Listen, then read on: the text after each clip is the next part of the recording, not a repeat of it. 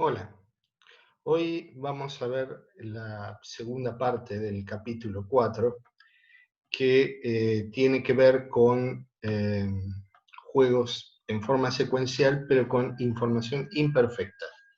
Los que vimos hasta ahora eran de información perfecta, lo que quiere decir que todos los conjuntos de información tenían un único nodo. Ahora vamos a permitir que haya más de un nodo en los conjuntos de información, representando la ignorancia que tienen los agentes acerca de, de exactamente cuál es la situación en la que se encuentran en un juego.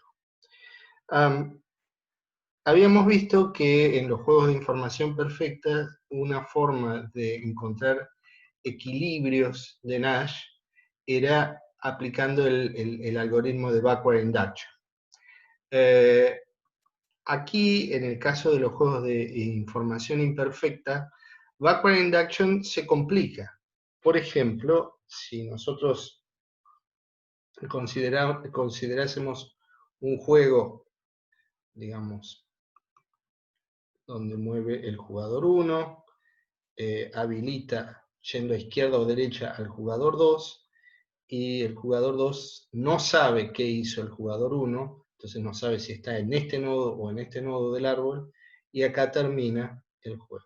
La acción que tome el jugador 2 termina el juego. Y los pagos son, qué sé yo, 3, 1, 0, 2 y 1, 3, 0, 0. Entonces, si nosotros quisiésemos aplicar backward induction, ¿qué haríamos? Nos pararíamos en todos los nodos que tienen todos hijos terminales, entonces tendríamos este nodo, y nos fijamos quién juega acá, el jugador 2, y qué elegiría. Obviamente irá a la derecha porque le da un pago de 2, que es mayor que el pago de 1.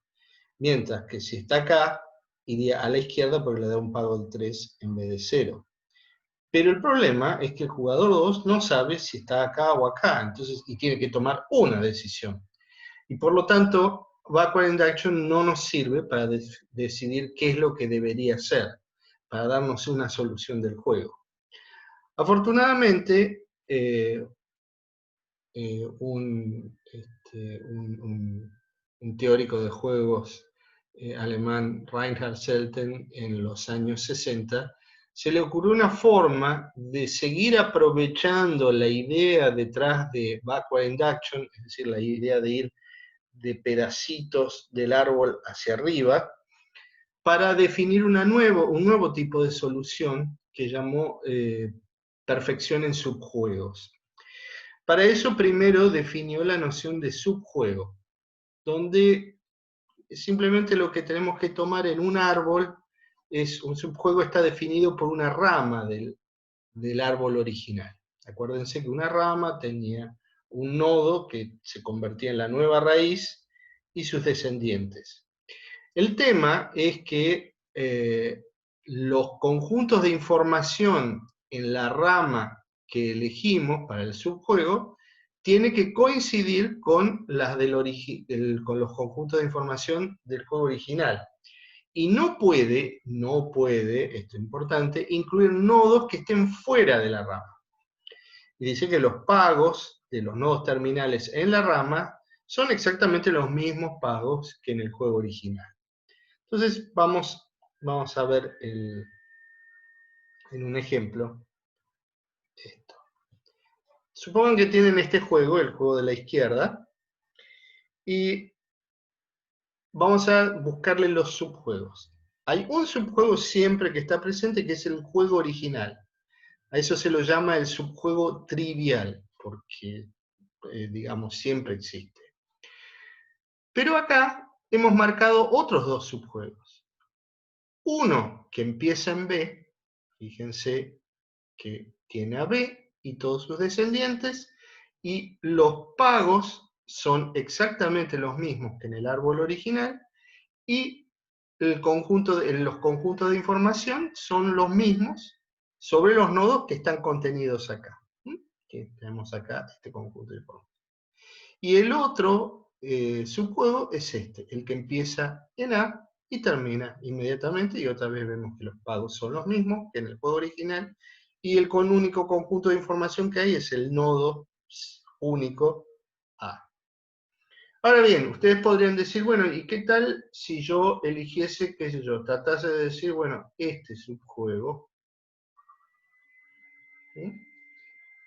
Y yo les diría, no, esto no es un subjuego. ¿Por qué? Porque está cortando un conjunto de información. Fíjense que este conjunto de información une a este nodo con este otro, pero este nodo, o sea, el jugador 1 que juega acá, no sabe si está acá o acá. Pero fíjense que al definir este límite, hemos cortado el conjunto de información y hemos dejado este nodo fuera de la rama que elegimos. Por lo tanto, esto no puede ser un subjuego. Entonces, en este árbol, en este juego, hay tres subjuegos: el trivial y estos dos. Bien, veremos déjenme borrar esto para, lo vamos a limpiar. Una cosa importante es que una vez que elegimos los subjuegos, lo que sabemos es que en cada uno de los subjuegos podemos definir estrategias, como hicimos antes con los juegos de información perfecta. Eso se aplica igual acá. Pero lo importante es que las estrategias o los profiles de estrategias que podemos encontrar en un subjuego son restricciones de los profiles que están los profiles del juego entero. Y entonces, ahí está la definición de Selten, dice que un profile en todo el juego es un equilibrio perfecto en subjuegos si es Nash en cada uno de los subjuegos del juego original. Entonces vamos a ver qué quiere decir esto con un caso concreto. Vamos a este ejemplo. Vamos a trabajar un poco con esto. Ya sabemos que tenemos tres subjuegos, o mejor dicho, tenemos el juego original, que es el subjuego trivial, y tenemos dos subjuegos propios, que son este y este. Vamos a mirar primero el subjuego original, el trivial. Ahí tenemos que juega el jugador 1 y mueve en el nodo O, aquí, y mueve en el conjunto de información formado por C y D, que lo vamos a señalar con esta rayita encima para decir que están en el mismo conjunto de información. El jugador puede elegir en O, puede elegir ir a la derecha o a la izquierda, y en CD puede elegir R2' o L2'. Bueno, supongamos que ponemos acá R2'. O puede ir a la derecha y elegir L2'. O puede ir a la izquierda y puede elegir R2'. Y puede elegir ir a la izquierda y elegir L2'. Y esos cuatro son las estrategias que este jugador 1 tiene en este juego, en el juego entero. El jugador 2 mueve en el nodo A y en el nodo B. Nodo A, nodo B. Y puede elegir en A, puede elegir, qué sé yo, R asterisco, y en B puede elegir R'. O puede elegir R asterisco y elegir L'. O puede elegir L asterisco y puede elegir R' o L asterisco y L'. Cuatro estrategias. Vamos a ver la matriz de juego corresponde a esto. Ya dijimos que el jugador 1 puede elegir, tiene cuatro estrategias. Una es R2', otra es L2', L, R2' o L y L2'. Y el jugador 2 tiene 4 estrategias también, que son R asterisco R', R asterisco L', L asterisco R' y L asterisco y L'. Una matriz de 4 por 4.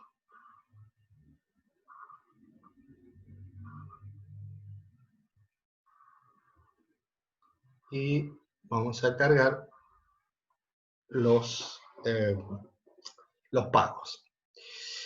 Fíjense que tenemos que el jugador 1 empieza en O, en esta estrategia, en la primera fila, elige R, después el jugador 2 está acá en el nodo B, entonces solo tenemos que mirar la segunda componente de su estrategia, elige R', y el jugador 1 vuelve a jugar R2', con lo cual queda marcado el camino hasta el nodo E, y esto nos da un pago de 1, 0. Acá tenemos el jugador 1 mueve R, el segundo mueve L', y el jugador 1 vuelve a mover R2' y lo lleva al nodo G, que tiene un pago de C1. Bueno, acá vuelve a ser R', R2', y es 1, 0. Y acá vuelve a ser R, L', R2', que es 0, 1. Acá es, en la segunda fila es R, R', L2'. O sea, R, R', L2', y terminamos en el nodo F, y el pago es 0, 2.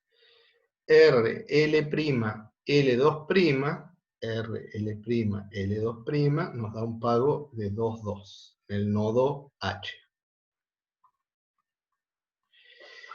Después tenemos R, R', L2'. O sea, R, R', L2', otra vez S, 0, 2. Y otra vez tenemos acá 2, 2, porque es exactamente lo mismo que pasaba acá, R, L', L2'. Fíjense que lo que pasaba en estas dos filas, lo que hace el jugador 2 en el nodo A no tiene importancia. Ahora sí, porque en la segunda fila, en la tercera y cuarta fila, empezamos con el jugador 1 eligiendo L. Entonces lo único que importa es exactamente lo que va a hacer el jugador 2 en el nodo A. Entonces tenemos L y R asterisco. L y R asterisco nos da un pago de 0, 1.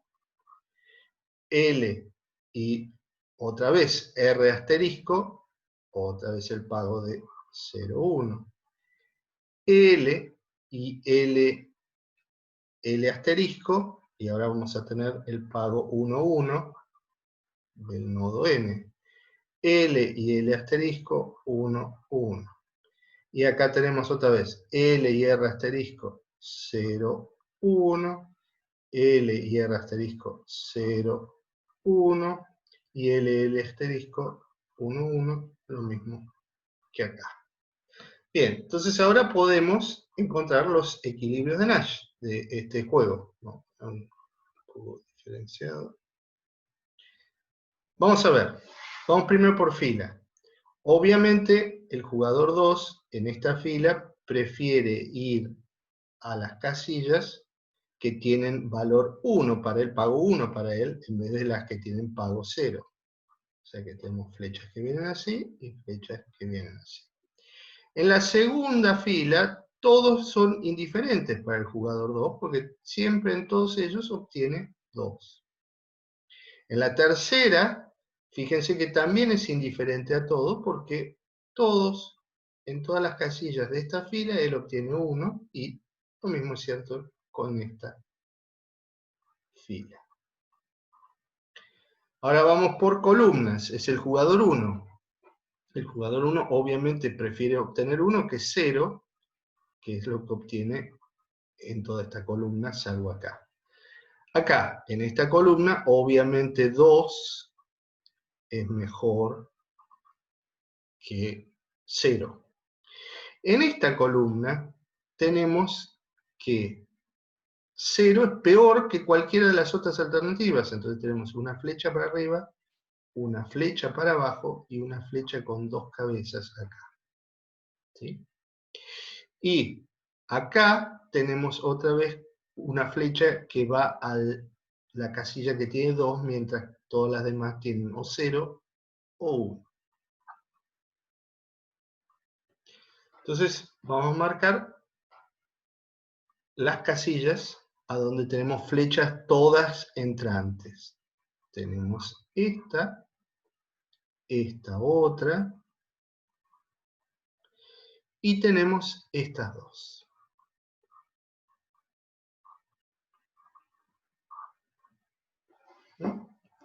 Bien. Vamos a ahora hacer lo mismo, pero para el juego, vamos a borrar, para el subjuego que empieza en B. Para el subjuego que empieza en B, fíjense que el jugador 1 ya no mueve en O, porque O no pertenece a ese juego. Sí pertenece el conjunto de información CD. Y para el jugador 2, fíjense que en este subjuego no está el nodo A, por lo tanto, esto tampoco está. Entonces, decimos, en este nodo puede elegir esto, y en este nodo el jugador 2 puede elegir esto, y también, fíjense que tenemos repeticiones. Ahora en CD, nada más tiene dos opciones, R2' o L2'. O sea, borramos esto y esto, y para el jugador 2, en el nodo B tiene dos opciones también, R' o L'. ¿Sí? Bien, entonces armamos la matriz de este juego. Ahora es una matriz más sencilla porque el jugador 1 tiene dos estrategias, que es R', 2 asterisco y L 2 asterisco, y el jugador 2 también tiene dos estrategias que son R' y L'.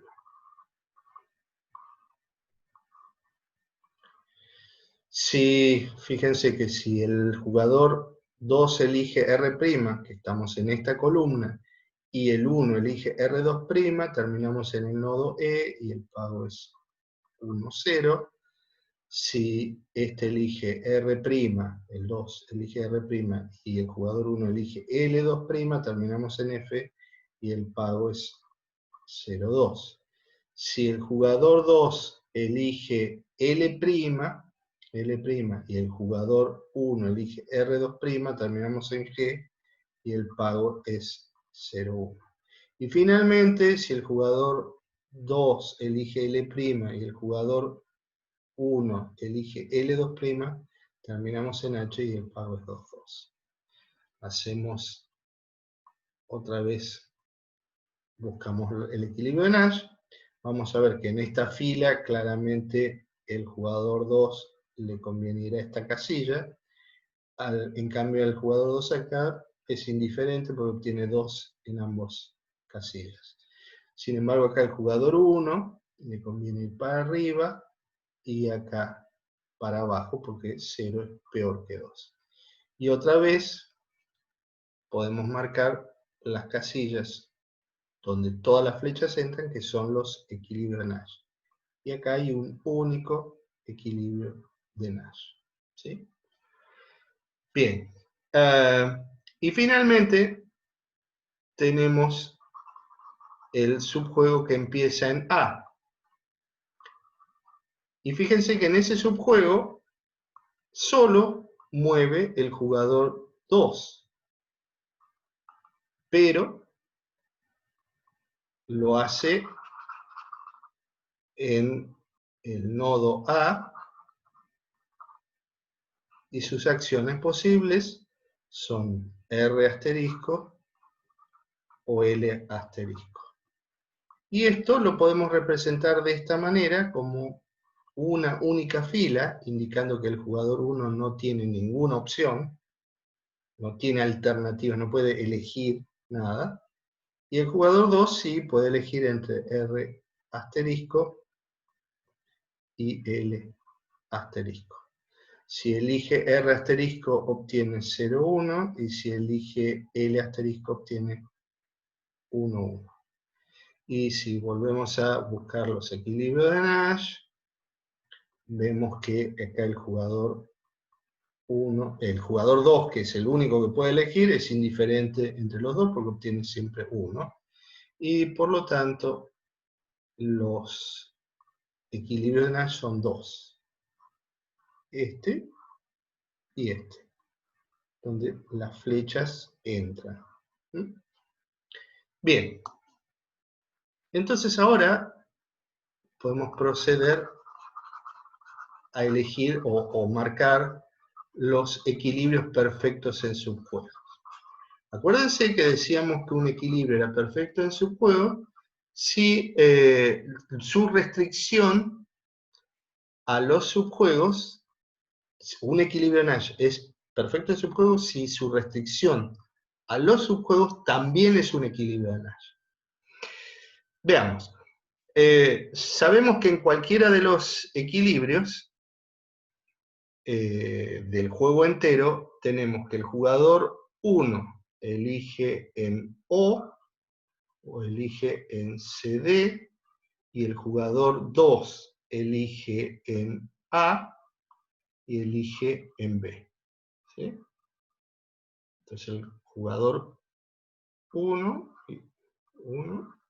y este es el jugador 2.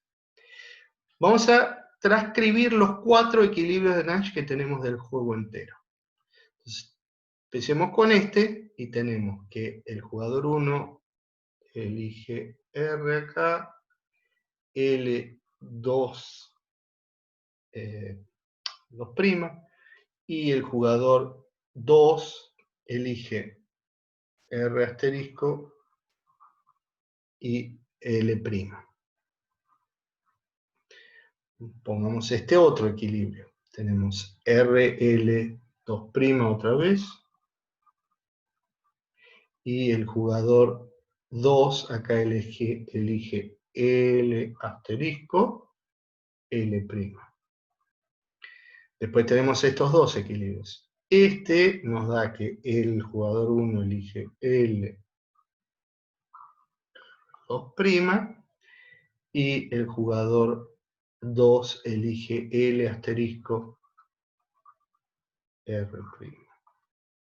Y finalmente tenemos este equilibrio en el cual el jugador 1 elige L2' y el jugador 2 elige L asterisco R'. ¿Sí? Son los 4 equilibrios de Nash del juego original. Ahora veamos los equilibrios de Nash de este subjuego. Este subjuego, si se acuerdan, es este, el que empieza en B. Fíjense que en ese subjuego no está el nodo O, pero sí está el nodo CD, y no está el nodo A, pero sí está el nodo B. Entonces, este equilibrio, fíjense que es que el jugador 1 elige L2', y esto lo elige en el nodo, en el conjunto de información CD, y el jugador 2 lo elige L' en el nodo B. Y finalmente tenemos el último equilibrio, en donde del subjuego que empieza en A, donde no está el nodo O, no está el nodo CD y no está el nodo B, solo está el nodo A. Y tenemos dos equilibrios, como dijimos, R asterisco y L asterisco. ¿Ven lo que hice? Dejé que la longitud de las estrategias de estos subjuegos sea la misma que las estrategias del juego original, solo que le puse una marca para los nodos donde ya no pertenecen a este subjuego.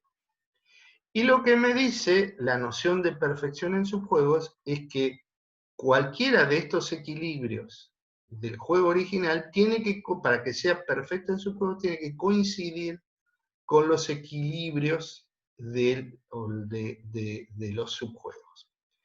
Veamos, por ejemplo, fíjense que acá dice que el jugador 1 elige L2' en CD. Bueno, acá tenemos un equilibrio donde elige R2'. Claramente eso no va a coincidir cuando lo restringimos al subjuego que empieza en B. ¿Sí? Por otro lado, acá tenemos que elige L', y entonces no va a coincidir acá con que elija R'. ¿Sí? Y después tenemos que tiene que coincidir con esto, pero claramente, como estos dos son equilibrios, cualquiera de estos dos están bien. O sea que cualquiera de estos dos son equilibrios perfectos en subjuego. Fíjense, el primero nos dice que el jugador 1 va a elegir R, el jugador 1 en CD va a elegir L2', el jugador 1, el 2, perdón, en A va a elegir R asterisco, y el jugador 2 en B va a elegir L'. Y tenemos esto. Queda un camino de equilibrio que va de O a B, a D y a H. Vamos a ver cuál es la diferencia, por ejemplo, con cualquiera de estos que tachamos. Fijémonos este que marco acá, y vamos a ponerlo en otro color, azul. Fíjense que nos dice que el jugador 1 va a elegir L, va a elegir L2', igual que acá, L2', y el jugador 2 va a elegir L asterisco acá, y R'. ¿Sí? Bien. Fijémonos que el nuevo equilibrio, que dijimos que no es perfecto en subjuego, vamos a ver por qué no es perfecto en subjuego. ¿Qué me está diciendo? Me está diciendo que, bueno, a partir del conjunto de información, la prescripción es la misma que el equilibrio perfecto en subjuego que habíamos encontrado, ¿sí? Que el jugador 1 va a elegir L2'. Ahora, ¿qué nos decía el equilibrio perfecto en subjuego? Que el jugador 2 iba a elegir L'. Fíjense que eligiendo L', él iba a ir al nodo 2, al nodo H. Ahora bien, acá no elige ir al nodo H. Está bien, sigue obteniendo 0,2.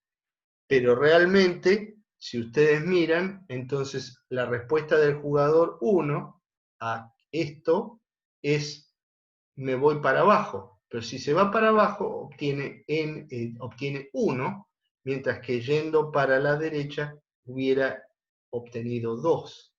Es decir, que el equilibrio perfecto en subjuegos tiene en cuenta acciones que podrían haber ocurrido aún fuera del camino de equilibrio, pero acá el jugador 1 no eligió el camino óptimo.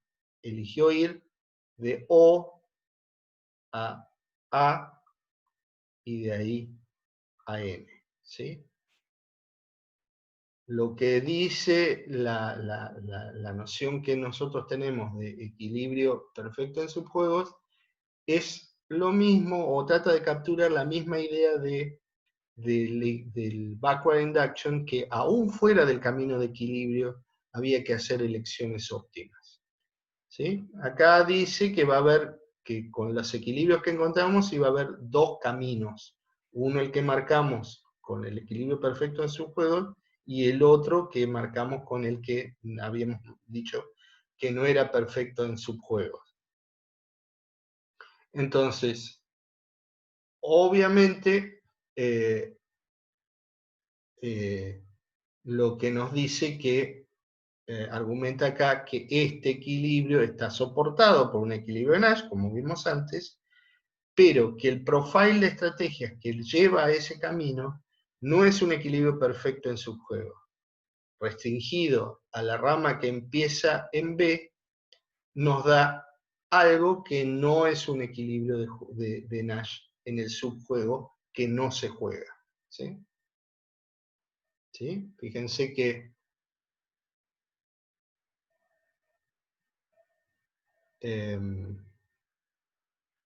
vamos a ver el gráfico.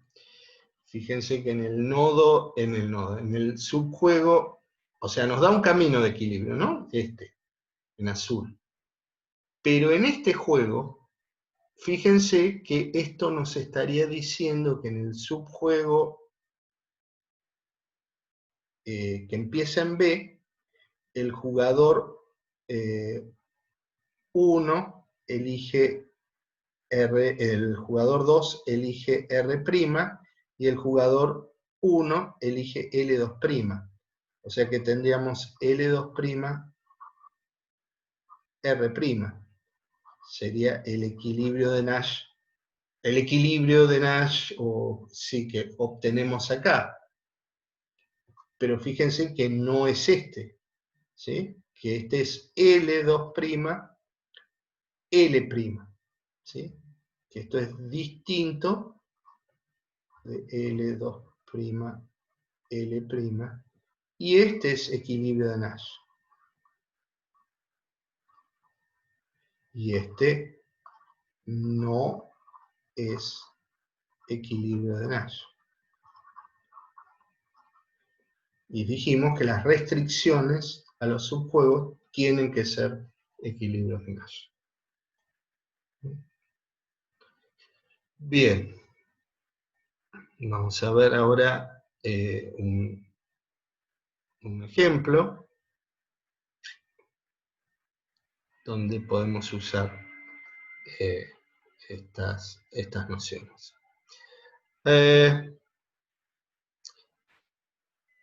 Fíjense que dice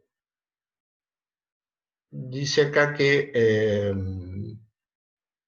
en este ejemplo, básicamente lo que podemos hacer es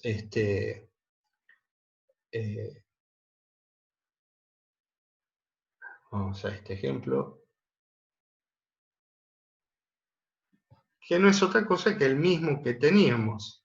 Pero fíjense que acá, si quisiéramos calcular backward induction, ¿qué tenemos? Por ejemplo, en este nodo que tiene dos hijos terminales, los dos le pagan al jugador 2 lo mismo, por lo tanto es indiferente entre elegir uno y otro.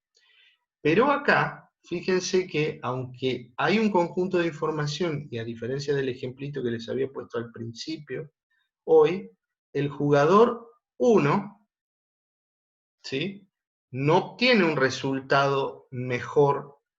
O sea, el jugador 1 mueve acá, si va acá arriba obtiene 1, acá obtiene 0, pero acá es al revés. O sea que backward induction no se puede aplicar en este caso directamente.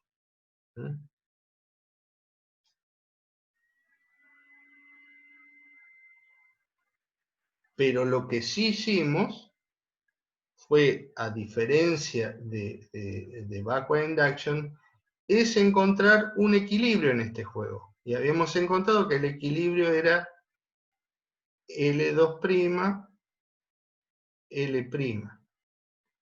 Entonces, si le cargamos este pago, que es el que nos da el camino de equilibrio en este pago, a este nodo.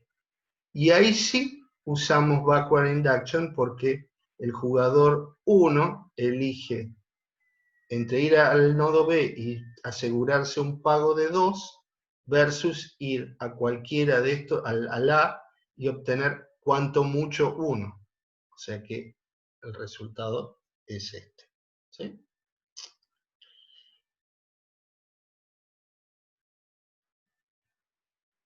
Bien.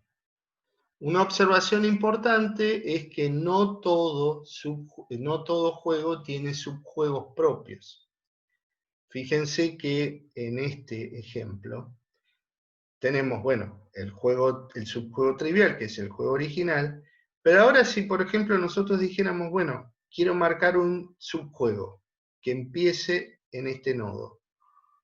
Si hago esto, ¿qué estoy haciendo? Estoy cortando estos conjuntos de información. O sea, es una violación de la regla. Lo mismo que si tomas esto, ¿sí? No tiene sentido. También si hiciera esto, porque fíjense que estoy cortando este conjunto de información. O este, estoy cortando un conjunto de información. Mismo acá, mismo acá. O sea, no hay una forma de determinar un subjuego que no involucre cortar alguna de los conjuntos de información. O sea que solo hay un único subjuego, que es el trivial. ¿Mm? Bien, un ejemplo que después lo vamos a hacer más interesante. Este es uno de estos juegos típicos que llevan a la modelización de cosas como moral hazard, como han visto en micro. Hay dos jugadores, un jugador 1 llamado el empleador y el jugador 2 que es el empleado. Fíjense que el jugador 1 puede decidir si vigila lo que hace, cómo trabaja el empleado, es monitorea o no monitorea. Ahora bien, independientemente de si lo vigila o no, el jugador, el empleado, puede decidir trabajar duro o ser un vago. ¿Sí? Trabajar duro o ser un vago. Cuando lo vigilan, está claro que se van a obtener resultados. Trabajó duro, hubo una ganancia mayor para el empleador, pero le tiene que descontar el costo del monitoreo. Y hay un sueldo mayor para el empleado, pero le tiene que descontar el esfuerzo que tuvo que hacer para trabajar. Mientras que si no lo monitorea, mientras que lo monitorea, pero este no hace mucho, la ganancia va a ser menor, le va a descontar hay que descontarle para el empleador el costo del monitoreo y este obtiene un salario bajo. Mientras que acá no está siendo monitoreado, solo no sabe, el empleador no sabe si trabajó duro o no. Pero lo que puede decidir es si le paga un salario alto o un salario más bajo. ¿Sí? El salario más alto o el salario más bajo. Y fíjense que, bueno, tenemos distintos valores. Si le pagó el salario más bajo, más alto, su ganancia va a ser menor. Si paga el salario bajo va a ser mayor, le descuenta M, bueno, esto debe ser un error de esta versión, pero lo dejamos tal como está. Acá el trabajador que recibe el salario alto le tiene que descontar el esfuerzo, y acá le tiene que descontar el esfuerzo también porque le paga el salario que le correspondería al trabajador vago, pero hizo el esfuerzo alto. Mientras que acá no hizo el esfuerzo alto, entonces no tiene que descontar esfuerzo. y si recibe el salario alto, se lo lleva entero, o el salario bajo se lo lleva entero. Pero acá, fíjense que si el empleador decidió pagarle el salario alto, su ganancia va a ser menor que si le paga el salario bajo. ¿Sí? Y vamos a hacer algunos supuestos. Uno es que el costo del monitoreo está entre 20 y 30 y el costo del esfuerzo está entre 0 y 10. Entonces, parémonos en el nodo B. En el nodo B, el jugador 2, o sea, el empleado, sabe que está siendo monitoreado. Entonces tiene que elegir entre hacer el esfuerzo alto o el esfuerzo bajo. Fíjense que si hace el esfuerzo alto, obtiene 30 menos E. E no llega, en el peor de los casos es 10, con lo cual esto sería, ni siquiera es 10 porque esto es estrictamente menor. O sea que esto es un poquito más que 20, que es mayor que lo que obtiene acá. ¿Sí? 20 es mayor que 10. Por lo tanto, va a elegir hacer el esfuerzo alto. Veamos acá. Acá tenemos el empleador, ¿no? El empleador que tiene que decidir si le paga el salario alto o el salario bajo. Fíjense que en este nodo, si le paga el salario alto, obtiene 30, y si le paga el salario bajo, 60 menos M. Pero M, en el peor de los casos, es un poquito menos que 30. O sea, 60 menos un poquito que menos que 30 da un poquito más que 30. Con lo cual este valor es mayor estrictamente que 30. Entonces, a él, si supiera que está acá, le conviene pagarle el salario bajo. Pero fíjense que acá también, si le paga el salario alto, obtiene una ganancia de 30, mientras que acá obtiene una ganancia de 40. Por lo tanto, no sabe si hizo el esfuerzo alto o bajo, pero conviene pagar el salario bajo. Ahora, el jugador, el empleado, sabe que va a recibir el salario bajo. O sea, sabe que va a ganar o 10 menos E, que puede llegar a ser casi 0, o 10. Pero claramente 10 es estrictamente mayor que 10 menos E, y por lo tanto lo que le conviene es elegir hacer el esfuerzo bajo. Ahora bien, ahora está el jugador 1, el empleador, y tiene que decidir si monitorea y obtiene una ganancia de 40, perdón, si no monitorea y obtiene una ganancia de 40, o monitorea y tiene una ganancia de 40 menos M, donde M podría llegar a ser 30, y esto sería solo 10 versus 40.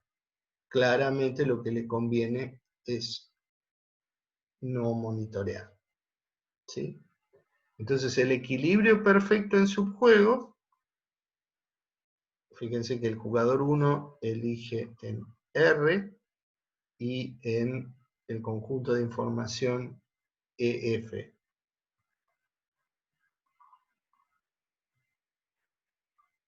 Y el jugador 2 elige en A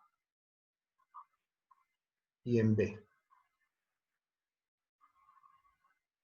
Entonces, este equilibrio que encontramos usando backward induction, porque acá se pudo usar, es en R no monitorear, en EF pagar el salario bajo, en A ser vago y en B ser vago, perdón, hacer el esfuerzo alto. H.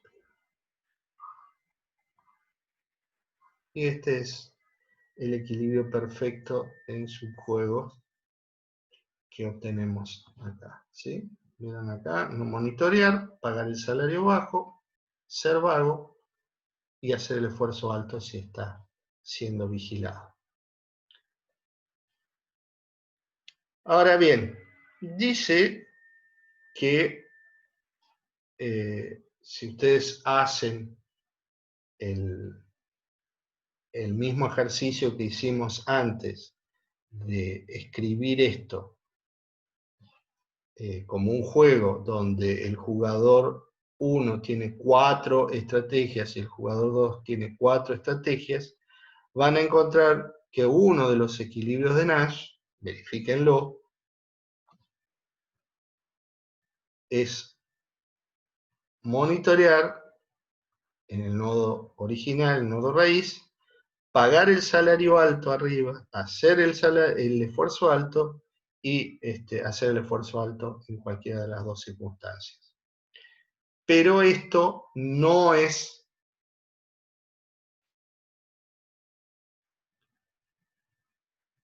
puede ser un equilibrio de Nash, pero claramente no coincide cuando lo restringimos, por ejemplo, a este subjuego, donde está claro que al jugador 1 acá le conviene siempre pagar el salario más bajo.